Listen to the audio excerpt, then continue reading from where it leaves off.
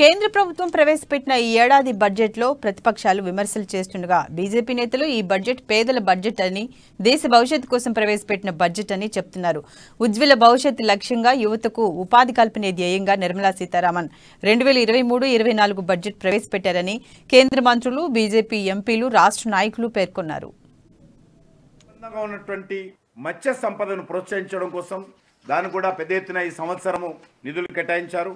దాంతోపాటు waste to health plants Gobardhan పథకాన్ని ప్రవేశపెట్టినటువంటి విషయాన్ని ఈ సందర్భంగా మనయేస్తున్నాను.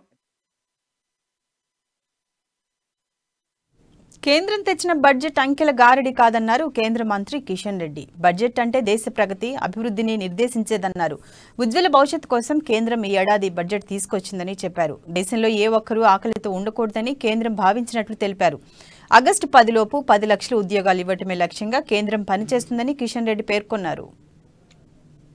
చాలా విజయవంతంగా సకాలంలో చెప్పినటువంటి డేట్లోనే రైతుల అకౌంట్ లో వేస్తున్నటువంటి పిఎం కిసాన్ సన్మాన్ నిధికి ఈ సంవత్సరము సుమారు 2.2 lakh crores సుమారు 11 కోట్ల మంది పైగా రైతులకు ఈ డబ్బులు చేరే విధంగా బడ్జెట్ లో పొందుపరచడం జరిగింది. అన్నిటికంటే ఈసారి చాలా ముఖ్యమైనటువంటి నిర్ణయం ఏంటంటే సెల్ఫ్ హెల్ప్ గ్రూప్స్ కేంద్ర ప్రభుత్వం తరఫున బ్యాంకుల ద్వారా రుణాలు ఇస్తుంటాం.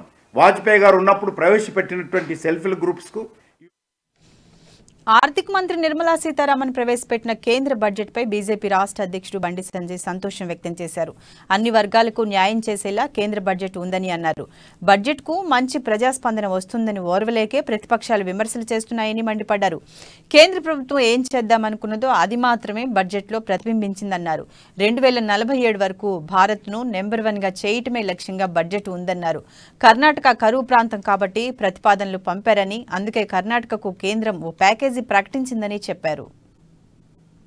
ఈ రోజు మోడీ గారి యొక్క ఆలోచన పరిష్కరణ సంస్కరణలు గాని ఒక మంచి ఆలోచనతో సప్త ఋషుల 7 ప్రాధాన్య రంగాలు సమ్మిళిత అభివృద్ధి, తెలుగు చెప్పాలంటే చిట్ట చివరి వ్యక్తి కూడా లబ్ధి చేకూరన లక్ష్యం, మౌలిక సదుపాయాలు, పెట్టుబడులకు సంబంధించి ప్రజల సామర్థ్యాలను వెలికి తీయడము, హరిత అభివృద్ధి, యువశక్తి, ఆర్థిక రంగం బలోపేతం, సమ్మిళిత అభివృద్ధి ఇవన్నీ కూడా గతంలో మోడీ గారు ప్రధానమంత్రి కాకముందు 9 సంవత్సరాల క్రితము భారతదేశము ఎకానమీలో అభివృద్ధి చెందినటువంటి ఆర్థికంగా అభివృద్ధి చెందిన దేశాల్లో 10వ స్థానం. ఈ రోజు మోడీ గారి యొక్క ఆలోచన పరిష్కరణ సంస్కరణలు గాని ఒక మంచి ఆలోచనతోని రోజు భారతదేశము ఆర్థికంగా అభివృద్ధి చెందిన దేశాల్లో 5వ స్థానానికి వచ్చిన విషయం మనం గుర్తించాల్సిన విషయము, గ్రహించాల్సిన విషయం వాస్తవం కూడా. దాన్నే రాబోయే 20 సంవత్సరాల్లో నెంబర్ 1 స్థానంగా నిలిచడమే లక్ష్యంగా రోజు మోడీ గారు అనేక రంగాల్లో అనేక రంగాల అభివృద్ధి చేయాలని ఆలోచనతో ఈ బడ్జెట్ ప్రవేశపెట్టడం జరిగింది. అభివృద్ధి అంటే కేవలం దేశం అభివృద్ధి చేయడం కాకుండా ప్రజల యొక్క నిత్య జీవన విధానం అభివృద్ధి చేయాలనేటువంటి ఒక లక్ష్యం దీనిలో ఉంది. రైతులు గాని,